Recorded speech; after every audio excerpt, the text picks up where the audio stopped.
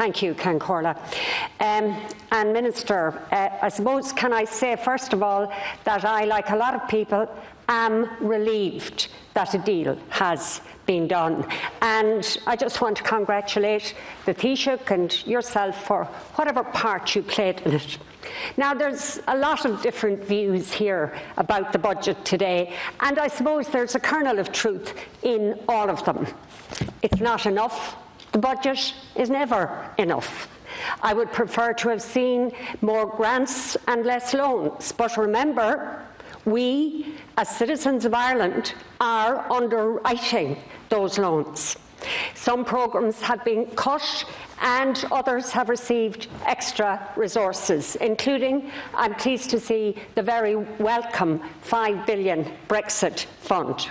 But at the end of the day, what matters is the overall balance, and indeed the not insignificant point that 27 member states, represented by 27 different prime ministers, with one eye on Europe and one eye on their own country, actually managed to agree a $1.82 trillion fund. And crucially, for the first time ever, the EU has demonstrated solidarity by borrowing together and by spending mutualised debt. So when people speak of a historic outcome, they are in fact correct.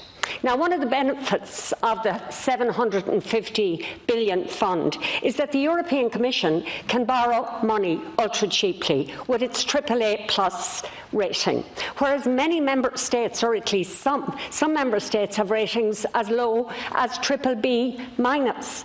But because the European Commission can borrow it so cheaply, then we all can access the money at that rate. And that's a very important point. It's often seen as a side benefit, but it matters.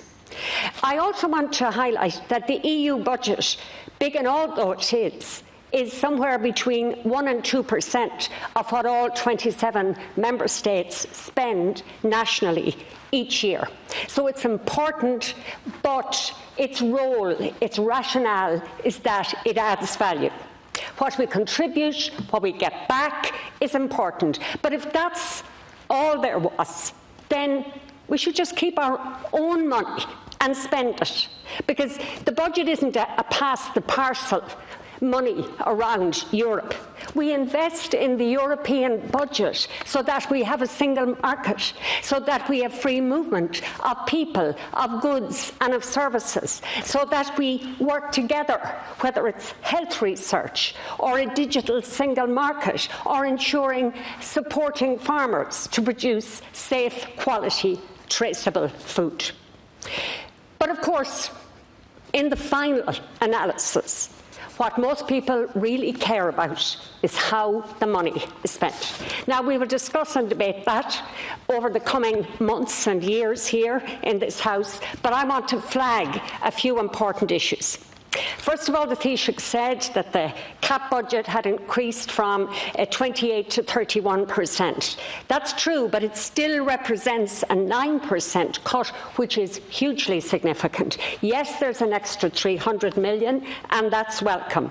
But what's absolutely crucial is that the co-funding rates for Pillar 2 are increased so that our rural development funds can help to support family farms, and that's a decision that we take in this country.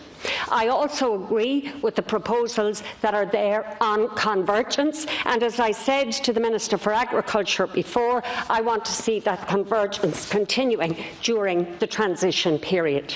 The Taoiseach spoke about $1 billion for the regions. That's good, but the regional assemblies must be the decision makers here. They cannot simply be a mere conduit for funds.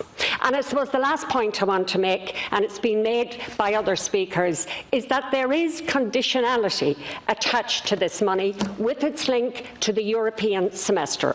Now, I had a quick look at the country-specific recommendations for Ireland for 2020 and 2019 because they represent our obligations under the semester. And one of the 4 recommendations this year and last year is that we broaden our tax base. And while recommendations are not written in stone, they clearly point the direction of travel. Thank you, Deputy. Deputy Premier.